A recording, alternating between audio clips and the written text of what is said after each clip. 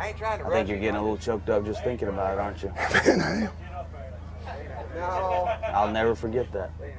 You know, and it was a bad decision on my part, I feel like, as a handler. I don't want anybody to go through that. I'd hate for anybody to see that. That was in Huntsville, Alabama, if I'm not mistaken. It was in Huntsville, Alabama. Semifinals?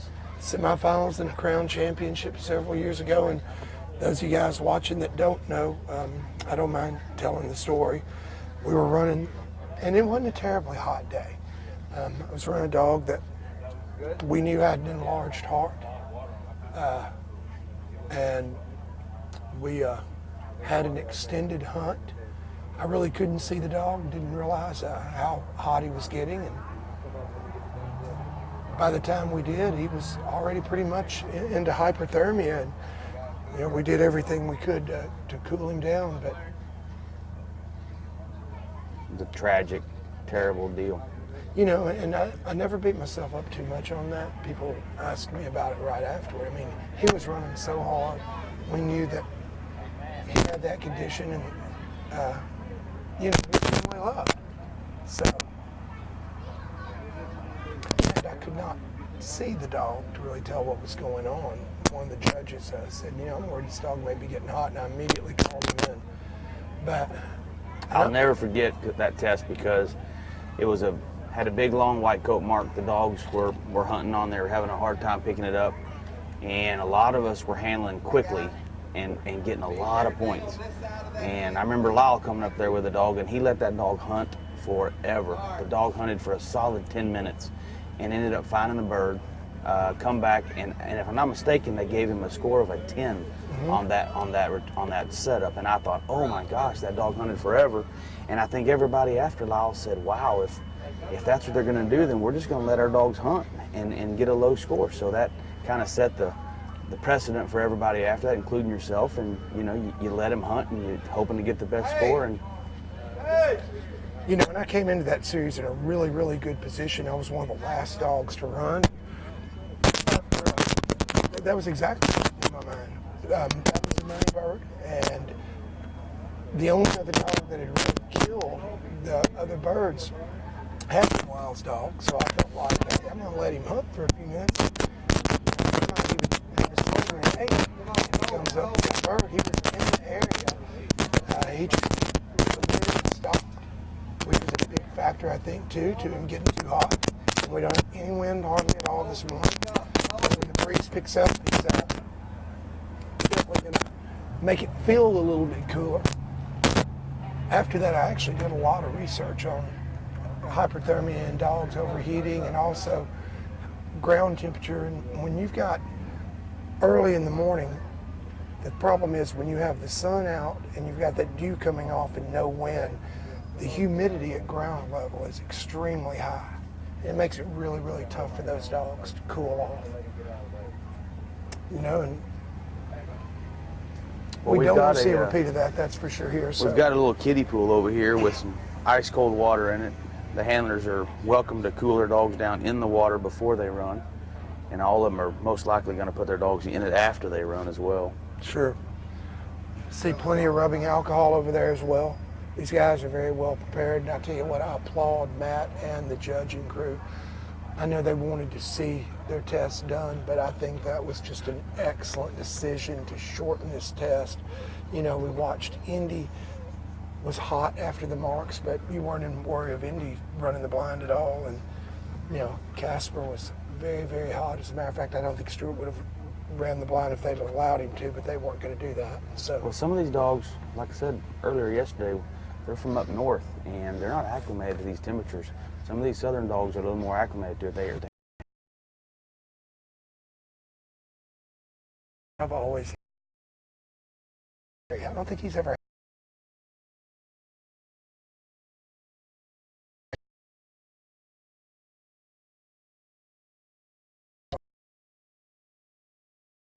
You know, we've seen in a row.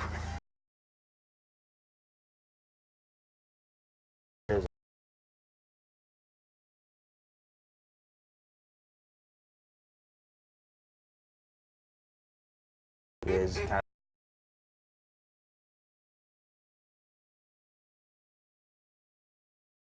by a girl.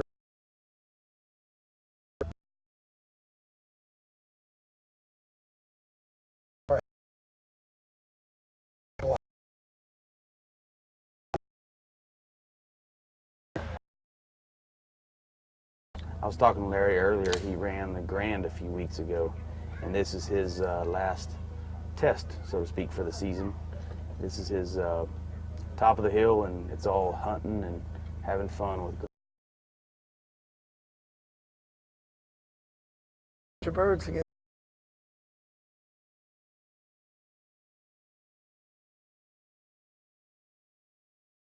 me neither. That's why my dog. People ask about it.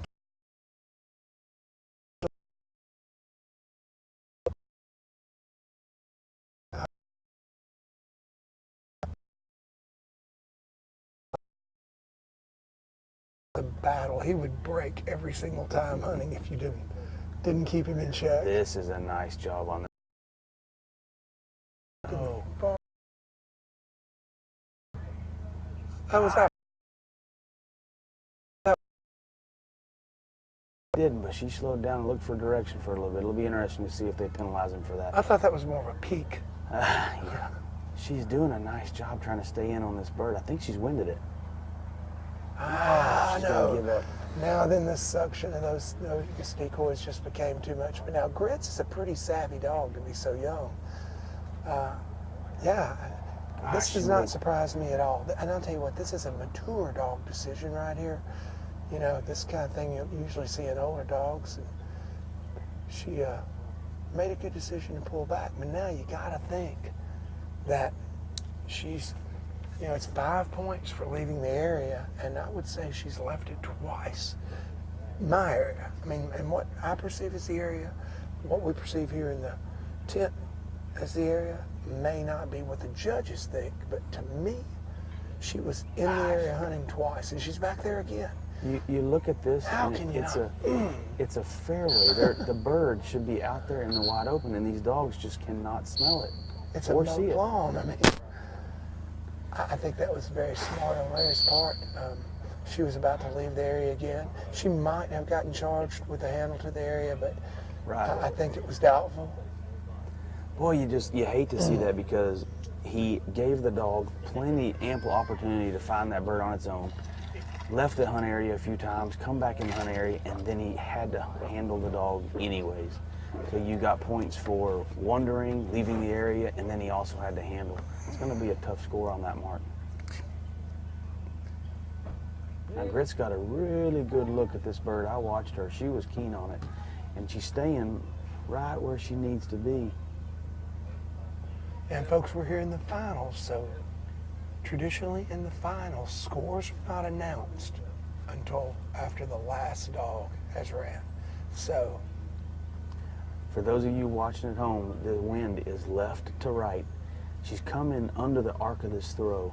The wind should be in her favor to see to smell this bird. You know, Grits was the first of the three that we've seen, of course, Indy, the test dog, and Casper, that actually went into the cover on the proper side of the gun and didn't fall off. But then she did pop out back to the right. So there's just something up that hill that right now has a huge amount of attraction for these dogs. I'm not sure what it is. Bingo, there she comes out with it. It's a very well thrown mark, because you've got a distinct cover break between the open mowed surface and then that cover line where it gets thick.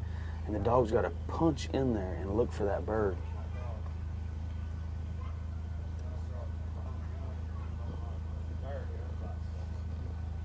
All right, Larry's got his last and final bird. It's the longest one. The fairway mark. The fairway mark, that's right.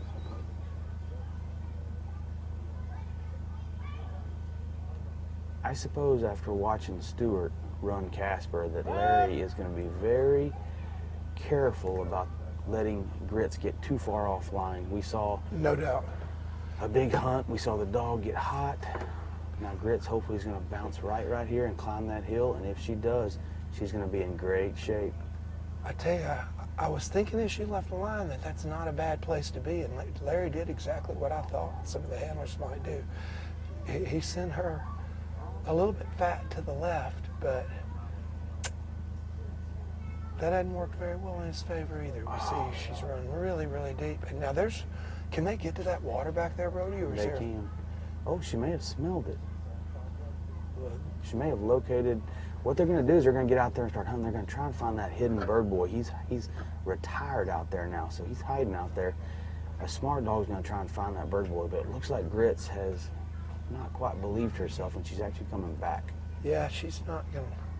She hasn't located him, that's for sure. I think Larry's probably going to handle it. Yep. I think that's a very smart choice. That's a cast refusal. And I tell you, you can't really blame the dog. The dog sees this big open fairway to one side and cover to the other. 9 times out of 10, we want them to go in the cover, not the open area. So, yeah, you just picked up a bird in heavy cover, and now you're asking them to run by the cover and go up the hill. That looks pretty nice right there. Now, is that bird a flasher roadie? I believe it was. Yes. So, right there. Bingo. She's on it. Well, not a bad handle. Pretty big hunt, though. You know, and it'd be interesting to see how they score these, but unfortunately, we're not going to be able to learn anything. We're not privy to that information either, are we? No, we are not. You know, and I think if I were a handler now, particularly if I were coming way, way later in the game, if my dog hit the fall area and isn't going to stay, I'm going to put it on the bird immediately and just take a chance.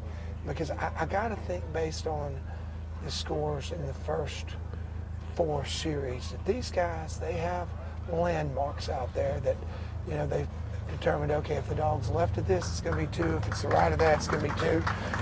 And I got to figure that Grits did a good job, but she had a lot of hunting in there before those handles. She handled nice after we started the handling, but she had a lot of hunt beforehand. Yeah, I wonder if that's may be one of the better runs we see. Yeah, wondering about that also. He handled on the middle and the long retired and picked up the other 3 clean. Very, very close to doing almost a perfect job. Larry's got Grits over in the pool. She's looking good. Laying in that nice cool water.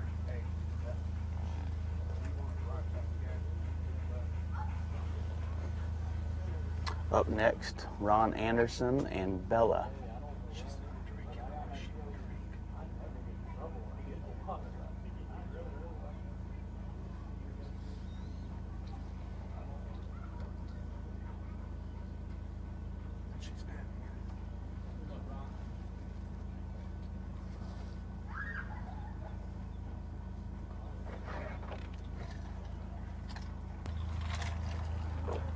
Not sure what we're waiting for here. I know Ron would probably be glad if we just let him roll.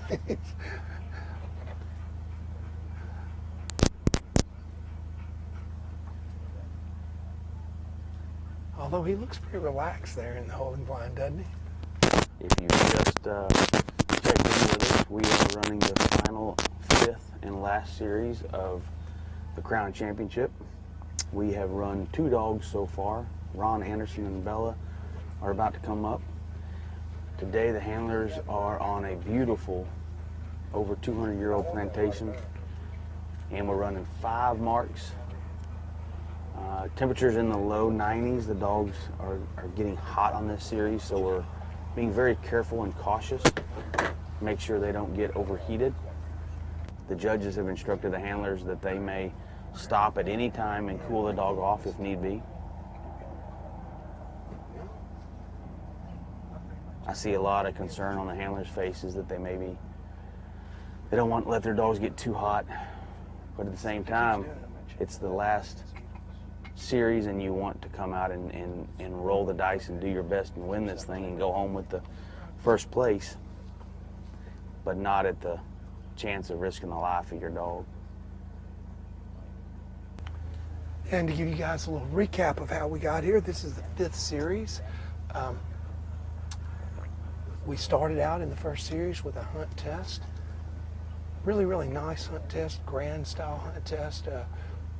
Did have a little kink in it you normally wouldn't see in a grand. You came out first bird came out and they threw it. No, actually, came out and they threw a triple. You picked out the go bird. And after picking up the go bird, before picking up the memory bird, you came back and ran a blind. And then cleaned up your memory birds. We had a wide variety of scores. I believe 55 dogs started that series. Scores ranged from 12 to, I believe, a 178. Now, the handlers were instructed that they had to run the blind after picking up the go bird.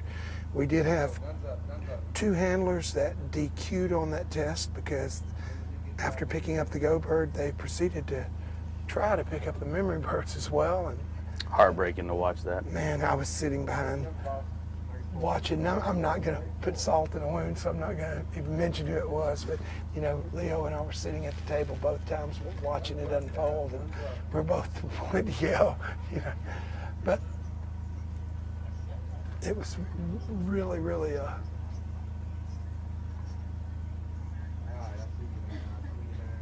yeah. By the way, I do need to do a little housekeeping here. If you're here and you're watching it on the live stream, we're going to ask you to please shut it off because we're in danger of losing the live stream completely. We have very, very limited bandwidth. And so if you're here actually watching it in person, I know you want to see it live and listen to Rhodey's scintillating commentary. Please shut your phone down if you're watching it live so we can continue to stream. We're going to lose all of our bandwidth, and we're not going to be able to continue to give it to everybody. And I'm so sorry about that, guys. All right, here we go. We got Ron coming up to the line.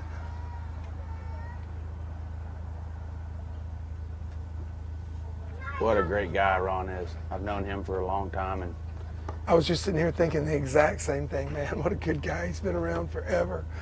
You know, Ron started running.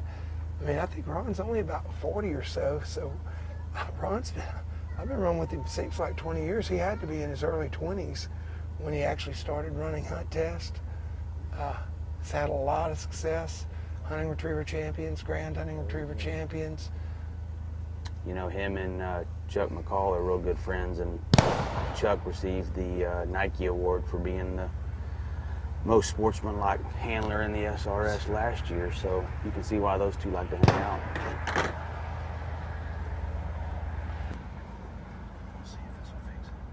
All right, so 2 marks down. Ron's going to leave the dog on the mat, and I have a good intuition that if that dog leaves that mat before he's able to grab his 3 shells and shotgun and get back to the dog, that the dog will be penalized for getting off that mat. They didn't say how big of a penalty, so therefore the score or the penalty cannot be more than 10 points by the rules of the SRS. If there is a penalty greater than 10 points, the judges must instruct the handlers. So I'm assuming leaving the mat would probably be a 5 or a 10-point penalty. Now the other 3 marks are going to get thrown. 1 down the center, 1 to the left. You're looking for a swing here. The dog needs to pull to the left and see that bird. Now back to the right again.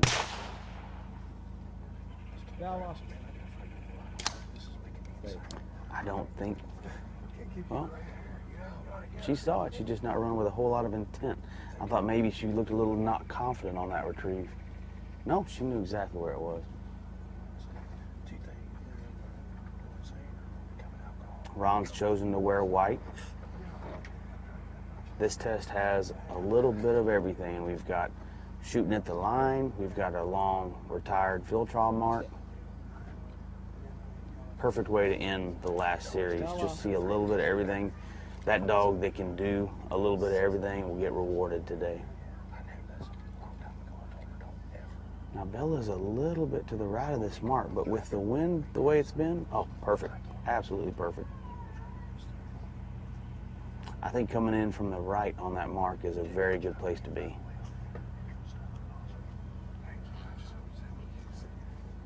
Ron's lining up for the left bird now. No, he's chosen to pick up the middle bird. Now this is a first time anybody's tried this one. Let's see if it works out for Ron.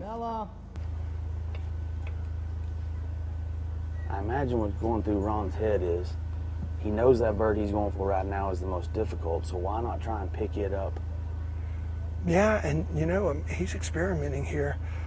Not sure it's a choice that I would have made. He's going to have to handle really early. All right, so was he trying to pick up the long bird, or was he trying to pick up? No, he's trying to position the dog. He is trying to pick up the long bird. So, folks. No, he's trying to pick up the short bird. Yeah, all right, the middle. And see, I don't think this is a bad play. I just think that Bella took a bad initial line. He didn't really have her convinced where she was supposed to go. But, you know, we've seen the first 3 dogs have all handled on that mark and struggled a little bit. So, yeah, it was a fairly quick handle, but she was offline most of the way there. So, I mean, both of us were sitting there looking, thinking about, is he going for the long bird or the middle bird? It's hard to tell. I think he just didn't get the initial line that he wanted. I think you're exactly right. Now he's coming back to the left. While it was quiet there, we were making a microphone change, so has he picked up the right-hand bird yet? He has. He's got to pick up. Oh, so he's picked turn. Up 3. She's taking a turn for that. Man, what is it over there? There is 3 dogs we've seen do that. The test dog, Casper, and now Bella. Something is drawing them in there. I don't see any decoys. I don't know what they're seeing in there. I feel pretty certain, it's safe to say, that she saw this bird. Oh, yeah. I mean, she went in right there on top of it. I believe she's picking it up right now. Boy, as a handler, you just got to kind of sit there and shake your head and go, what were you thinking? Why did you do that?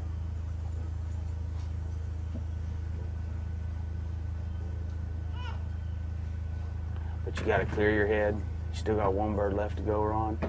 He's going to shake it off, do his best to pick up this last bird here. I'll tell you, Ron's just a cool character. We interviewed him last night when he made the finals and gave a great interview. He was so cool. He was so relaxed, you know. And for an amateur, Ron is very, very calm up there on the line.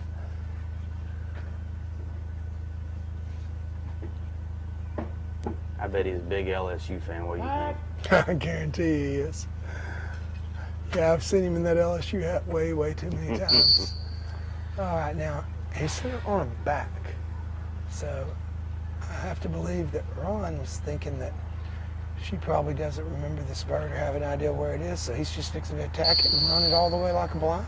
Right, for those of you not familiar with the terminology, if he's center on a back, then he's probably trying to run this thing as a blind. We've seen a couple handlers try to run it as a mark and been unsuccessful because the dogs didn't go right down the middle of that fairway. Grits and Larry, she was to the left. We saw Casper to the right. And Ron was probably thinking, if I run this thing as a blind, that's more like just a beautiful slot that I can just drive her up. But obviously, as soon as he kicked her off, she went over here into the woods on the right, and he had to handle her early. I know that wasn't in the plans for him, but I mean, it's really not that bad of what he's doing right now is turning out pretty nice. Yeah, she just jumped over that bird. Did you see that? I think the judges probably have some limbs on the ground out there to kind of conceal that bird. I think maybe. I haven't walked out there, but yeah, to see her jump over the bird like that, they probably do. Tell you, it's really nice having you here in the booth. You've given some really good, insightful stuff. That didn't occur to me until you just said it then.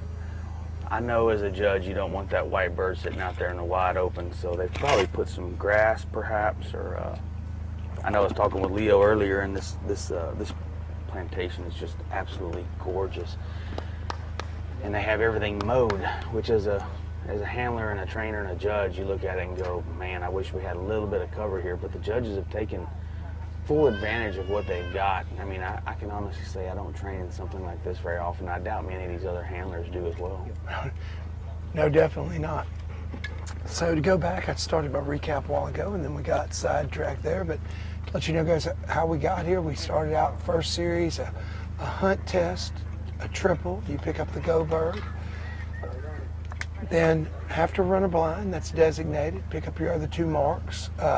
We did see a couple of handlers disqualified because they forgot where they were at in the order, and after picking up that go bird, proceeded to try to pick up the marks instead of running the blind. Very unfortunate. I think we may have lost 1 or 2 other dogs to not finishing the test, but pretty much all 55 dogs started. 51, 52 of them finished the test to move on to the second series. I had a wide range of scores from, I believe, a low score of a 12 with Luke, Core, and Fire to a high score at the end of the first series of a 178. But we did have a lot of dogs bunched up between 20 and 40, 50 points. So lots of dogs below 50 in that first series. Second series, totally different story. Because we ran a hunt test in the first series by the rules, we had to run a field trial in the second series. And in that series, instead of seeing a bunch of dogs bunched under 50, we only had 5 that actually managed to get 50 points or lower, and only 2 that got less than 40 points. Low score of 24 and a 27, and then it jumped up to 40, and I believe a 48 and a 49, and everybody else was 50 or over. Test was more about surviving at the end than anything. It was a big field trial triple, and one of the most amazing things to me, Rhodey, I know you didn't get to watch it in person. I think you were checking out some of the live stream. I think that we only had maybe only 1 dog that actually picked up the go bird first and picked it up clean. I think we may have had a couple other dogs that picked it up clean, but they did not go for it first. Only Lyle Steinman and Jordan picked up that bird first and picked it up clean, and Jordan was the only dog for sure to pick up all 3 marks clean and posted a low score of 24. From there, we had a lot of movement and moved on to the top 36 dogs, top 18 pros and 18 amateurs to the third series, which was a master style hunt test, 3 marks and a very challenging blind. Again, we saw some good dog work, but we saw a lot of movement. The test was ran in water filled with a lot of big stumps. It was a very busy test, and judges got a lot of answers there to help them go to 24, top 12 pros and top 12 AMs. And then yesterday afternoon, I'm not sure, what would you call our semifinals, Rhodey? Cut test. I guess you could call it a beefy master test on steroids. Yeah. Had a really, really nice blind to start off the test with an outgoing diversion that you actually had to sit your dog on before it came out. All right, we have the long-haired fella, Stephen Durrance, up with Mason. Our first pro to run this so far. Yeah, I believe this is our 4th dog. And after this, folks, I'm going to switch out, and Leo Joseph, who's been commentating with me all week, he's going to join Rhodey here in the tent and take you guys through the next several dogs. Hopefully I'll be back after our 8th dog to run. Stephen goes over and grabs his shotgun and a couple of poppers. So just a thought here, J. Paul. That long retired bird out there, he's still standing there. The handler's going to shoot these 3 marks, and that long retired is going to retire after the dog is sent for the first mark. Do you think we have a handler that is brave enough to try and pick up that long bird? Oh, we've had a no bird. Bird got stuck in the tree. Oh, man. Always hate that. It's a rough break, nothing to be done about it. You know, Rhodey, I'll tell you what.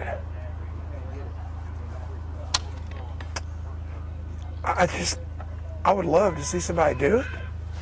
I'm not sure that I've only had a couple dogs in my whole career that I feel like I could get to thread the needle, because basically if you do that, you've got the 3rd bird out there shorter, and then the 4th bird out a little bit longer that you're going to have to split.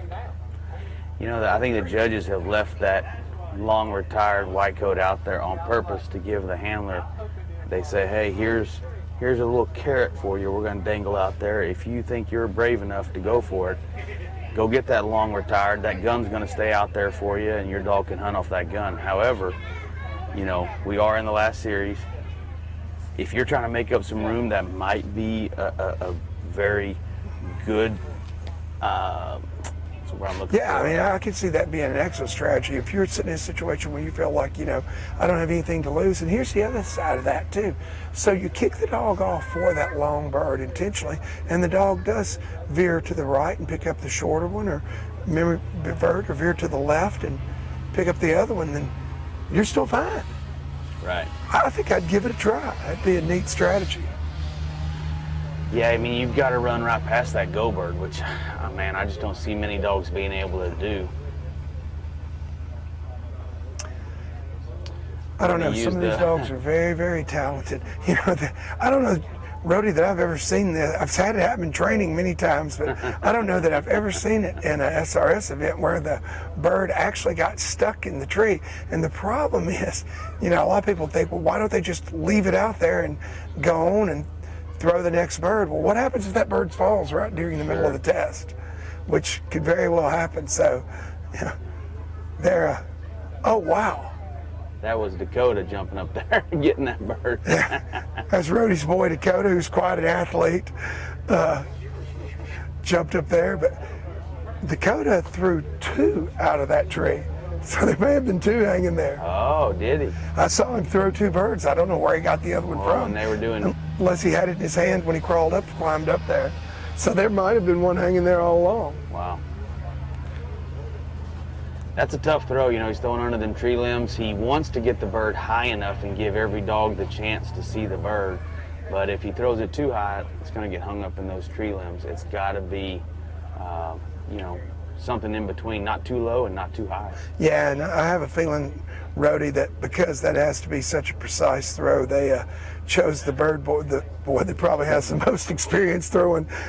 I'd be willing to bet that growing up you had Dakota throwing birds a lot, did you not? He did. He's thrown a few birds, but you know, he's going to graduate college this year as a senior, and he's going to be out doing his own thing, and I encourage that. If they want to follow in my footsteps, he's more than welcome to. He knows the door's always open, but he also knows that I encourage him to be his own man and do his own thing, and I think that's what he's going to start out doing for now. Hey, man, I know exactly where you're coming from. My youngest is in her sophomore year at Ole Miss in college, and all 3 of my girls, I had them in the field. My older 2, they handled in tests several times growing up, and, you know, after a while they decided, you know, Dad, it's fun, but, you know, it's not what I want to do, and I totally respect that too. All right, here's the rerun for Steven and Mason.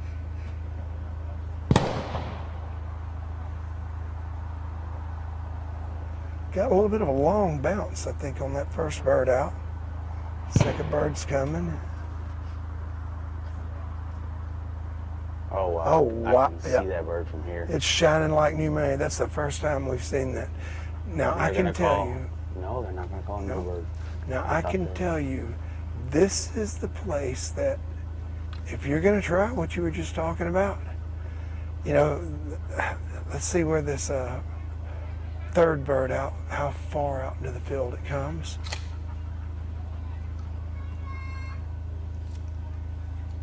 You know, Mason's a really nice dog. I don't think he needs any more help, but that sure is a nice break for Steven. You know, he's probably sitting there thinking, I like that bounce. Oh, I guarantee you.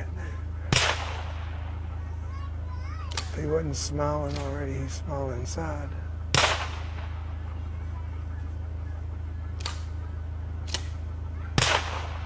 Big oh, now that took a favorable, it pretty much, that looked like a golf ball hitting a green. It just stuck. But he chooses to pick it up as the go bird, so we're not going to see Steven I bet you give that see favorable bird try. Yeah, I don't think you will either. I don't think nobody's going to want to take a chance and go for gold and, you know, try to be a hero and end up being a 0. And I'll tell you another strategy that I've thought about too, Rody. You know, this left-hand bird is way out of the picture. I'm not sure it might, and it's a pretty long bird. I'm not sure it might not be worth giving a try after you pick up this middle bird to come back and pick up the fairway bird and then kind of attack the left-hand bird, sort of like a blind if you feel like your dog doesn't remember it. Yeah, now Steven's got a two-sided healing dog, so he's going to heal him on his right. And by doing that, he's communicating. Oh, he showed him that bird. Now he's going to pull him over here to the left bird. You know, I wonder if Steven saw something in Mason that he didn't like and decided, you know what, I'm going to let that sit, or if he just was trying to remind Mason. Yeah, I've run with Steven a bunch. He's a smart handler. Yeah. I have to believe he was probably just helping remind Mason of where that bird is. Don't forget it. It's still out there. Now let's go get this left bird and we'll come back and get that one. You know, Mason just did a terrific job, Rody. He is the first dog that we've seen go in there, stay to the left of the gun. We've got 3 very clean right here. I believe that he's in a really good position coming into these last 2 birds. Yeah, just about stepped on the first 2, was a little under the arc of that throw and may get a few offline points, but and this is the first handler that we've seen. He's employing a little different strategy here too. He's the first one they've seen taking the outside birds out and then coming back in. Now he's sending him from his left side. Seemed like a soft send. He barely sent him. So is he going for the... He is. He's going for the long retired. Well, you know, Mason is a two-sided healer, and I believe that Steven uses the two-sided, you know, the classical way. If the bird's right to left, we're going to run off the left. The bird's left to right, we're going to run off the right. However...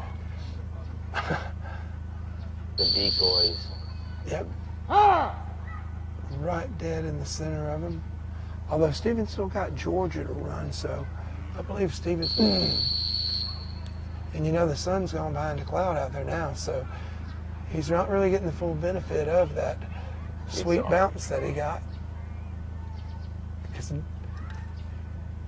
shadows had started to fall over that. We couldn't see it shining, but I think Mason did when he got on top of it. But I think he sent him for that bird on purpose, but I believe he's he did taking too. the same... I mean, his initial line was right, and then he curved left, and I just don't know that Mason knew exactly where he was going on that bird. You know, I do know that Steven does. We've talked about before. He uses two-sided, like I said, in the classical way. So I'm thinking with him running him off of his left, he had to have Been going for that long retire. been going for that long bird. But, you know, he's not in bad shape. I mean, he's got 3 clean. He's got by far the best mark on the left we have seen. Now he's coming back out here. Well, he's running him off the left again. Boy, here's you just sent him long through that same area. Now you've got to come back and send him short. First time we've seen this done. Yeah. But I'm going to tell you, I don't think it's a bad strategy whatsoever. And if I were in his shoes, if that dog indicates to me that he's going to those decoys at all, I'm going to put him on the bird. But it's looking pretty good right here. Beautiful. Gosh, why isn't there So close to that bird. There's So got to be close some to smell or something. The wind. Come on, wind. Gee. Nah, man, that was pretty doggone notch right there, buddy. I'll tell you what, I definitely believe that we've got the low score of the day right there. That was a strong move. Very strong move. And even though he came in here with Mason 6th among the pros, he's still in a really good position to make a move. That's the kind of, sitting in the 6th position, that's the kind of move you want to make. Exactly. Rody, I'm fixing to turn it over to you. Leo's on his way back over here in just a moment. Well, he stopped for a second there. I'm going to hang out with you for a minute more.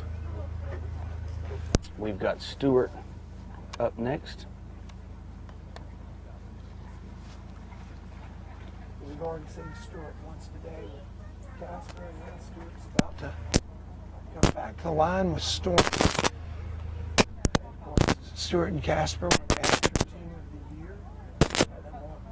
They received a $3,000 check. $1,000 of that's going to the Delta Waterfowl Foundation, as is $1,000 from Luke Moore. So Delta Waterfowl will be walking away from here with $2,000. And you see the boat there in the shot, frequently from the line. That is an Excel F4 shallow water tugboat with a Mud Buddy Sport HDR 40 surface drive motor and Diamond City trailer. That boat actually is the property right now of Delta Waterfowl. Of course, Excel Boats is a champion sponsor of Delta Waterfowl, as is Mud Buddy Motors. And Excel and Mud Buddy and Delta teamed up this year for Delta to have that boat, motor, and trailer package as the grand prize in their fall raffle. If you want a chance to win that boat, folks, go to deltawaterfowl.org and click on the fall raffle, and you can get tickets and go purchase your raffle tickets. And that boat right there, the exact one sitting beside the line, it could be yours. Well, Leo has joined us over here in the broadcast tent, so I'm going to turn it over for the next few dogs to Rhodey and Leo. Thank you, J. Paul. Yes, sir. Thank you, Mr. J. Paul. So what did I miss, boss? Well, now we have Stuart up with his second dog, Stormy. We saw Casper run first, and that's the unfortunate situation of running first. You don't get to see a lot of the tests and a lot of the pitfalls and hazards. Let's see if Stuart has learned a little bit from that first run and going to take advantage of it and capitalize with Stormy now. Yeah, watching him run Stormy from the gallery, I felt like he had one mission with Casper. Wow, he got a really short throw on that bird. He got a no bird. No, he's going to go get his shells, but yeah, it did. Yeah. I know as a handler, you sit up there and you watch these throws, and folks, it's not easy to be a bird boy out there in the field and make precise throws. You know how much is on the line for these guys that are up there running these dogs, but man, one bad bounce or the wind's blowing a little bit when you throw it and it hangs it up, or we saw one go in the tree earlier. It's heartbreaking, but sometimes they don't land where you want them. That's exactly right.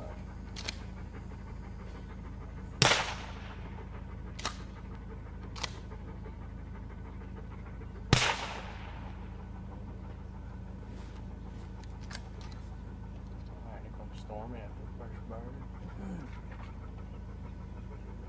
Nice job. Now we're starting to see some variation in how people are picking them up. It'd be interesting to see what approach he takes. How would you pick these birds up, Ray? You already disclosed that information. Stephen kind of ran it a little differently. I don't know. From all indications from here, it looked like he meant to pick up that long retired before he picked up that shorter middle bird. Interesting strategy if that's how he tried to do it on purpose.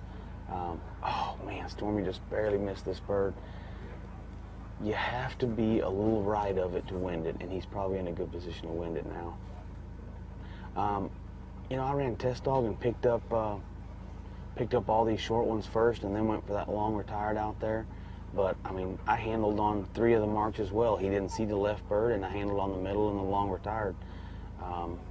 I think most handlers are going to do what we do every day in training, and you pick up the shorter birds first, and then you pick up the longer birds. Anybody wanting to make a huge move and a huge jump and take a big chance is probably going to try and pick up that long retired before the dog gets too tired. But I just don't see that happening today. Yeah, I don't either. And I really think this bird Stuart's lining up for now, in a lot of ways, is the key bird. This bird has been very difficult to pick up. These dogs are running right over the top. Oh, really quick to handle.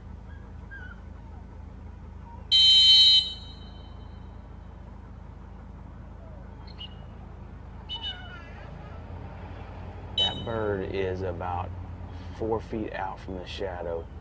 Don't know if Stuart remembers exactly where it is. It's right there. He must have knew exactly where it was. Pretty good job of handling there. No cast refusals. I would like to guide, I'm sure. You have to think after Casper. Have to.